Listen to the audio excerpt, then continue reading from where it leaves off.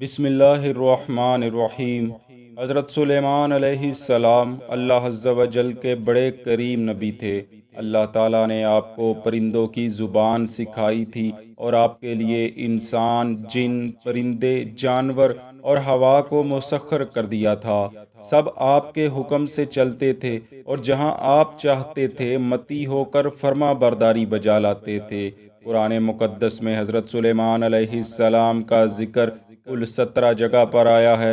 ان میں سے چند جگہوں پر کچھ تفصیل کے ساتھ ہے اور اکثر جگہوں پر مختصراً ان کے حالات اور ان پر انعامات اور فضل و کرم کا تذکرہ کیا گیا ہے۔ دوستو، یہ دنیا فانی ہے اور اس میں آنے والے معزز ترین لوگوں میں انبیاء کرام سر فہرست ہیں، لیکن یاد رکھیں اس دنیا سے جانے میں سب برابر ہیں، پھر چاہے وہ انبیاء کرام علیہم السلام ہوں یا عام انسان، سب کے لیے موت کا وقت مقرر ہے۔ مگر بعض انبیاء کرام کی ارواح قبض کرنے کے واقعات بہت دلچسپ ہیں، جیسا کہ حضرت سلیمان علیہ السلام کو اللہ عز و جل نے اتنی طاقت اور تصرفات عطا کیے، لیکن اس کے باوجود آپ کے لیے موت کا ایک دن مقرر تھا۔ آپ کی وفات کیسے ہوئی اور حضرت اسرائیل علیہ السلام آپ کی روح قبض کرنے کے لیے کیسے تشریف لائے، اس کی تفصیل ہم اپنی آج کی ویڈیو میں بیان کریں گے۔ بیان کیا جاتا ہے کہ ملک الموت یعنی حضرت اسرائیل علیہ السلام کو حضرت سلیمان علیہ السلام کا وکیل بنایا گیا تھا۔ آپ کو حکم تھا کہ آپ ہر روز حضرت سلیمان علیہ السلام کے پاس حاضری دیا کریں گے اور ان سے کوئی حاجت پوچھا کریں گے، اور جب تک وہ حاجت پوری نہ ہو جائے وہاں سے واپس نہیں لوٹیں گے۔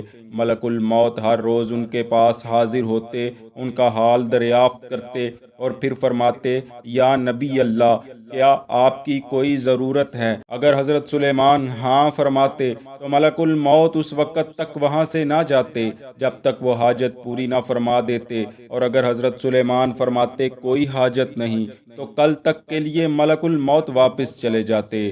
بیان کیا جاتا ہے کہ حضرت اسرائیل علیہ السلام اللہ کے نبی حضرت سلیمان علیہ السلام کے پاس اپنی اصلی شکل و صورت میں نہیں آتے تھے، اسی لیے ایک مرتبہ حضرت سلیمان علیہ السلام کو یہ اشتیاق ہوا کہ میں ملک الموت کو ان کی اصلی حالت میں دیکھوں۔ پس انہوں نے اللہ تعالیٰ کے حضور دعا فرمائی کہ انہیں ملک الموت اصلی حالت میں دکھائے جائیں۔ اللہ تعالیٰ نے اپنے نبی کی دعا قبول فرمائی، اور ایک روز جب آپ اپنی چٹائی پر تشریف فرما تھے کہ چٹائی کی ایک جانب سے ایک آدمی نکلا جس کو صرف حضرت سلیمان علیہ السلام ہی دیکھ سکے۔ اس کی ہیئت ایسی تھی کہ اس سے پہلے اتنی مکمل اور بڑی مخلوق آپ نے نہیں دیکھی تھی۔ آپ نے فرمایا، اے اللہ کے بندے، تجھے میرے گھر میں کس نے داخل کیا؟ وہ کہنے لگا، مجھے اس گھر کے مالک نے داخل کیا ہے، مجھے اس نے داخل کیا ہے جو آپ سے اور مجھ سے زیادہ اس گھر کا مالک ہے۔ اس سے آپ سمجھ گئے کہ یہ کوئی اور نہیں بلکہ فرشتہ ہے۔ پھر آپ نے اس سے فرمایا، تو میرے رب کے فرشتوں میں سے کون ہے؟ وہ کہنے لگا، میں ملک الموت ہوں۔ منقول ہے، یہ سنتے ہی حضرت سلیمان علیہ السلام پر بے ہوشی طاری ہو گئی۔ یہ منظر دیکھ کر حضرت اسرائیل علیہ السلام نے اللہ کے حضور عرض کیا، یا باری تعالیٰ، تیرے نبی سلیمان علیہ السلام نے تجھ سے میرے بارے میں دعا کی تھی، تو انہیں وہ قوت عطا فرما کہ وہ میری طرف دیکھ سکیں۔ اللہ تعالیٰ نے ملک الموت کی طرف وحی فرمائی کہ اپنا ہاتھ حضرت سلیمان علیہ السلام کے سینہ مبارک پر رکھیں۔ آپ نے ایسا ہی کیا تو حضرت سلیمان علیہ السلام ہوش میں آ گئے اور فرمایا، اے ملک الموت، کیا تو نے آسمانوں اور زمین کی مخلوقات میں سے اپنی مثل کسی کو دیکھا ہے؟ انہوں نے عرض کیا، اے اللہ کے نبی، قسم ہے اس ذات کی جس نے آپ کو حق کے ساتھ مبعوث فرمایا ہے، اس وقت میری ٹانگیں ایک فرشتے کے کندھوں پر ہیں جس کی پنڈلیاں ساتوں آسمانوں کو پھاڑے ہوئے ہیں، اور اس سے بھی 1000 سال کی مسافت کے برابر مزید بلند ہیں، اور 500 سال کی مسافت پر زمین کو تجاوز کیے ہوئے ہیں۔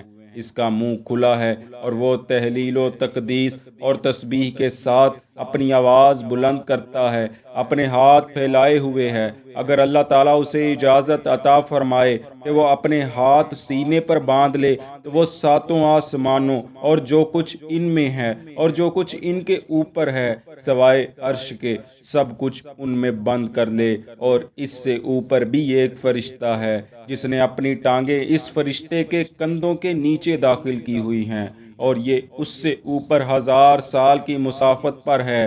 اگر اللہ تعالیٰ اسے اجازت عطا فرما دے کہ وہ اپنا اوپر والا ہونٹ نیچے والے ہونٹ پہ رکھ دے تو وہ ان دونوں کے درمیان ہر چیز کو اپنے پیٹ میں نگل جائے۔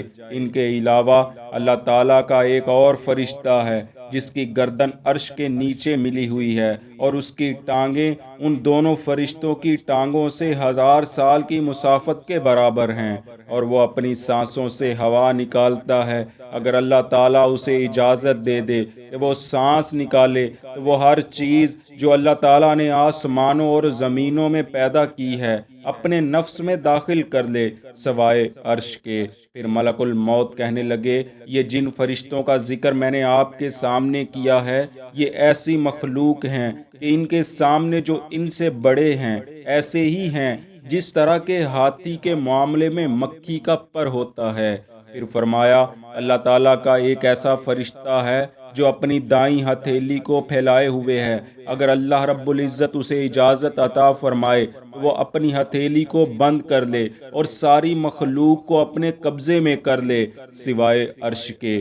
حضرت سلیمان علیہ السلام فرمانے لگے، اے ملک الموت، اب رک جا، تو وہ چیز بیان کر رہا ہے کہ جس سے میری روح پرواز کر جائے گی، اور تو میرے نفس کو ثبات یعنی مضبوطی نہیں دے رہا، اور میں اس سے زیادہ سننے کی طاقت نہیں رکھتا۔ بس حضرت ملک الموت رک گئے۔ اس کے بعد حضرت سلیمان علیہ السلام نے اللہ کی بارگاہ میں عرض کیا، یا میرے رب، میں اپنے دوستوں اور پیاروں سے کب ملوں گا؟ اے میرے رب، میں تیری ملاقات کو پسند کرتا ہوں اور دنیا سے نکلنے کو پسند کرتا ہوں۔ کہا جاتا ہے کہ یہی دعا حضرت سلیمان علیہ السلام کی وفات کا سبب بنی۔ حضرت عبد الرحمن بن زید بن اسلم سے روایت ہے، آپ فرماتے ہیں، حضرت سلیمان علیہ السلام نے ملک الموت سے فرمایا، جب تجھے میرے بارے میں حکم دیا جائے تو مجھے بتانا۔ ملک الموت ایک روز آپ کے پاس حاضر ہوئے اور عرض کیا، یا نبی اللہ، مجھے آپ کے بارے میں حکم دیا گیا ہے اور آپ کی زندگی میں 1 ساتھ سے بھی کم وقت باقی ہے۔ حضرت سلیمان علیہ السلام نے فوراً جنوں کو بلایا کہ وہ آپ پر ایک محل تعمیر کریں جس کا کوئی دروازہ نہ ہو۔ اس کے بعد حضرت سلیمان علیہ السلام عصا کا سہارا لے کر اس پر ٹیک لگا کر نماز پڑھنے لگ گئے۔ اسی اثنا میں حضرت ملک الموت آپ پر داخل ہوئے اور آپ کی روح قبض کر لی جبکہ آپ عصا پر ٹیک لگائے ہوئے تھے۔ اس واقعے کا ذکر قرآن مقدس سورہ سبا میں کچھ یوں ملتا ہے، پھر جب ہم نے سلیمان علیہ السلام پر موت کا حکم صادر فرما دیا تو ان یعنی جنات کو ان کی موت پر کسی نے آگاہی نہ کی سوائے زمین کی دیمک کے جو ان کے عصا کو کھاتی رہی۔ پھر جب آپ کا جسم زمین پر آ گیا تو جنات پر ظاہر ہو گیا کہ اگر وہ غیب جانتے ہوتے تو اس ذلت انگیز عذاب میں نہ پڑے رہتے، یعنی کب کہ حضرت سلیمان علیہ السلام کے حکم سے فرار اختیار کر چکے ہوتے۔ دوستو، حضرت سلیمان علیہ السلام نے یہ سب کچھ موت سے فرار کے لیے نہیں کیا تھا، بلکہ بیان کیا جاتا ہے کہ جن آپ کے سامنے کام کر رہے تھے وہ آپ کو دیکھتے تھے اور یہی سمجھتے تھے کہ آپ زندہ ہیں۔